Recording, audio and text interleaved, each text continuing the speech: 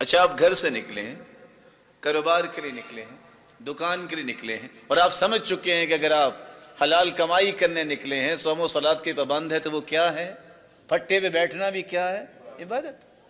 میں نے گھر سے نکلتے وقت یہ پڑھا، بسم اللہ توکلت علی اللہ ولا حول ولا قوت الا باللہ۔ 3 جملے، اللہ نے 3 انعام تو فوراً دے دیے نا۔ کیا دیا؟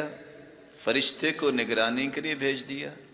شیطان جو ورغلانے کے لیے، نقصان دینے کے لیے، غم دینے کے لیے، چکمہ دینے کے لیے ساتھ ہوتا ہے، دوسرا شیطان اس کو آ کے کہتا ہے قد ہدیہ وکوفیہ ووقیہ، یہ تو ہدایت یافتہ بنا دیا گیا، تیری شر اور شرارت اور وسوسوں سے اس کو بچا لیا گیا، اسے اللہ کافی ہو گیا، آخرت میں نہیں دنیا میں۔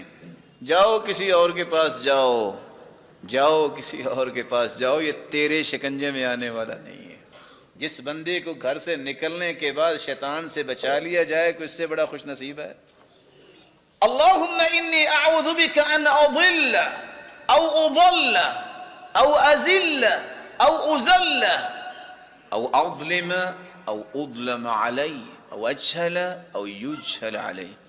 یا اللہ میں تیری پناہ میں آتا ہوں، نہ میں کسی کو گمراہ کروں، نہ مجھے کوئی گمراہ کرے، نہ میں کسی کو پھسلاؤں، نہ کوئی مجھے پھسلائے۔ میں گھر سے نکل رہا ہوں، نہ میں کسی کے ساتھ بدتمیزی کروں، نہ میرے ساتھ کوئی مس بہیو کرے، نہ میں کسی پر ظلم کروں، نہ کوئی ظلم کرنے کی جرت کرے۔